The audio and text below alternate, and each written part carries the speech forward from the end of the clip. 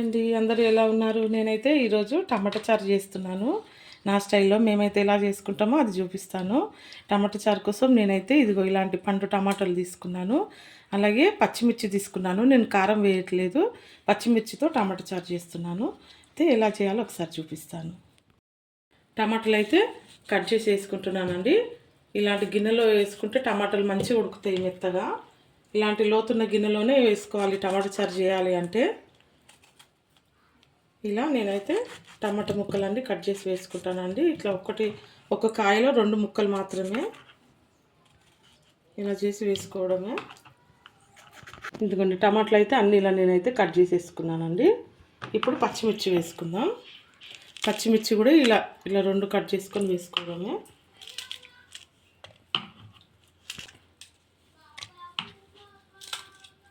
ఇలా కట్ చేసి వేసుకోవడమేనండి పచ్చిమిర్చి అన్నీ.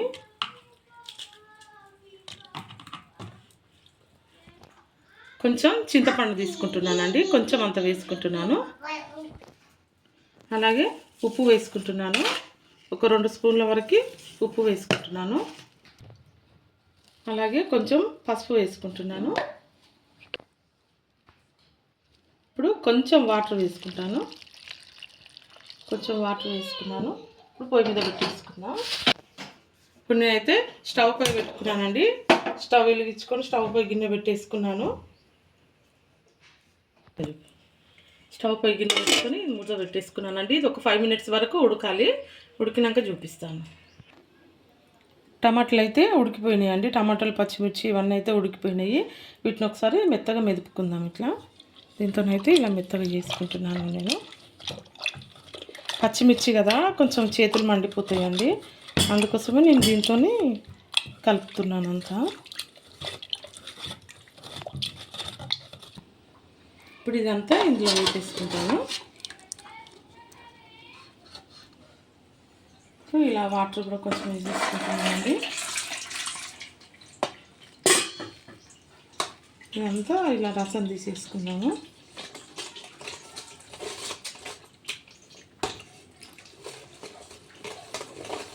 చూడండి ఇలా చేస్తూ మొత్తం ఇందులో రసం అంతా తీసేసుకుంటాను. పచ్చిమిర్చి కూడా మొత్తం అంతా మెత్తగా అయిపోయినాయి చూడండి.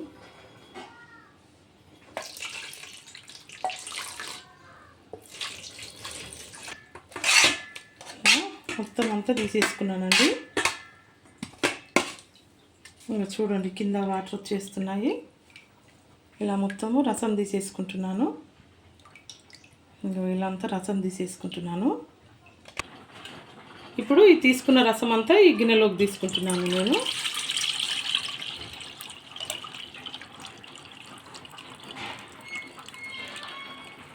ఇదిగోండి గింజలన్నీ ఇలా ఆపేస్తాను. ఇలా స్టవ్ పై పెట్టుకొని స్టవ్ ఆన్ చేసుకున్నానండి. ఇది మసలాలి. ఇందులో నేను కళ్యామాకు అవన్నీ వేసుకుంటానండి. ఇప్పుడు ఈ రసం టమాటా రసము మసలాలండి. ఇప్పుడు ఇంకా కొంచెం వాటర్ వేసుకుంటున్నానండి. కొంచెం మాకు సరిపడేంత వాటర్ వేసుకుంటున్నాను. చూడండి ఇలా వాటర్ అయితే వేసుకున్నాను. ఇప్పుడు ఇందులో ఇంకా కొంచెం పసుపు వేసుకుంటాను నేను. ఇదిగోండి కొంచెం పసుపు వేసుకున్నాను మళ్ళీ. అలాగే ఇదిగోండి కళ్యామాకు వేసుకుంటున్నాను. అలాగే చిన్న ఉల్లిగడ్డలు తీసుకున్నానండి. చిన్న ఉల్లిగడ్డలు తీసుకొని ఇలా చిన్న ఒక్కలుగా ఇట్లా తీసుకున్నాను. విడివిడిగా తీసుకున్నాను అన్నిటినీ. ఇలాగే వేసేసుకుంటున్నాను. ఇలా చూడండి ఇలా వేసుకుంటున్నాను. అలాగే కొత్తిమీర కొంచెం వేసుకుంటున్నాను. ఇంకా కొంచెం ఉంది, తర్వాత మళ్ళీ లాస్ట్లో వేసుకుంటాను. ఇవన్నీ ఒకసారి కలిపేసుకుందాం.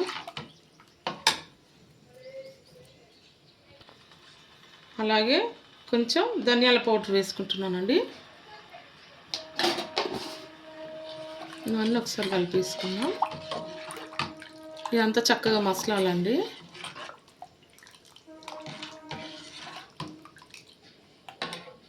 ఇది ఒక మసులుతుంది.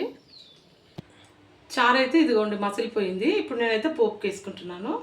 పోపు కోసం అయితే గిన్నె పొయ్యి మీద పెట్టుకున్నాను. ఇది ఆయిల్ వేసుకున్నాను. కొంచెం కొంచెం ఆయిల్ అయితే వేసుకున్నానండి. ఇదిగోండి జీలకర్ర ఆవాలు అయితే వేసుకున్నాను.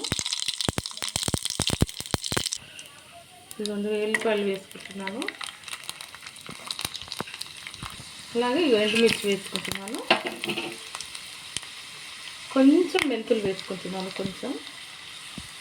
అలాగే కొంచెం ఇంగువ వేసుకుంటున్నాను.